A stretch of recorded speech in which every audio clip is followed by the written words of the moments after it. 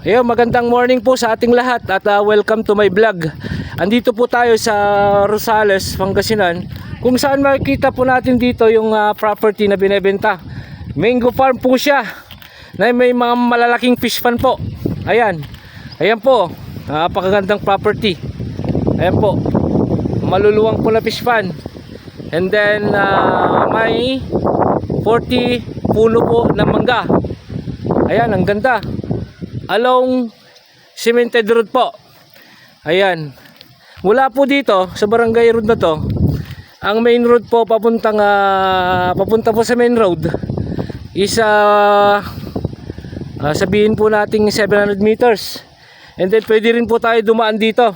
Mga guys, pwede rin po tayo dumaan dito sa may dike. Maganda pong daan yan. Kaya nga lang rough road. Pero maganda, mabato po siya. Nabato. Ayan.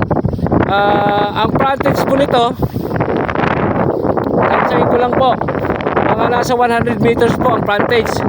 Kudrado po siya. Ayan, may mga mangga po na full grown. Yan po, ang gaganda ng mangga. Pasukin ko po mamaya yung property.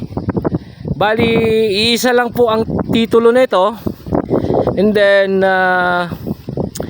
yung nakapangalan po sa titulo is buhay pa po. Mula po dito po, kita tayong ko na yan. Yan, hanggang dun po sa may mga puno na yan. Natatanaw po niyo yan. Mga puno po na yan. Bawat diki po nung fish pan. Ayan po, ang ganda. Ang ganda ng property. Ayan. Yung mga mangga po niya. Ito po yung pinakadiki niya. And then ito po, mga fish pan po yan. May mga laman pong tilapia yan. Ayan po. May 40 puno po ng mangga ito. 40 puno ng mangga, sabi po ng kapitan. Nakausap po namin. Ayan. Bali yung may-ari po kasi is biyanan po niya. Biyanan po ng barangay captain dito. Ayan, ito po yung pangalawang fish pan. 1, 2. Ayan po, gaganda ng mga mangga po niya. Napakalamig. Ayan. Malapit na lang po ang Carmen Exit. Bayan po ng Rosales. SM, malapit po ang SM. Ayan. SM Rosales po. Ayan. Tapos ito, papakita ko po. Ito po yung pangalawang fish pan niya. Kaya lang wala pa siyang tubig. Yun po yung buhay na fish pan niya na may kargang tilapia. Ito maluwang din po ito. Ayan. And then sa kabilang sa harap din po, parang ganun din po ang itsura niya na fish pan. May kubo po siya. Tapos sa tubig walang problema, by deep well.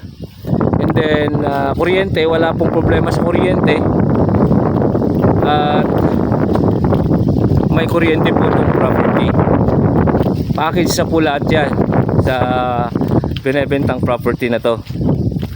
Ayan. Ulitin ko po, lot area 1 hectare, eksaktong 1 hectare. And then 1 title, solo title. Buhay pa po yung nakapangalan sa titulo. Yan. At makakausap po ninyo just in case na gusto nyong i-view itong property. May 4 po na fish pan na malalaki, mga ganito. And then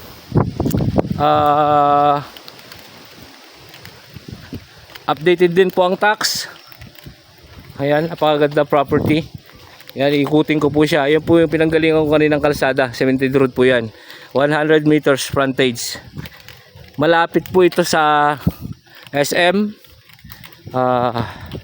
Carmen, SM Rosales, bayan po ng Rosales. Tapos tawag nito MacArthur, malapit din po. Carmen Exit, malapit din po. Kaya napakaganda, accessible po lahat. Ayan. Hospital, schools, Ayan po. Napakagandang ano po ito, property. Ayan po. Ito po yung pinakaano niya. Parang may bodega po siyang maliit. And then, may mga akasya. Ayan. Malalaki po yung fish pond niya. Ito. May konting, may tubig po siya. Pero madamo. Ayan. Mga saging. Ayan. Mga mangga. Paikot po yung mangga. And then po dyan sa harap niya is residential. 2 to 3. Oo. 2 to 3 kilometers mula po sa SM Rosales. Ayan po. 1.5 daw sa Picnic. Oo. 1.5. Carmen Exit. Tipilex.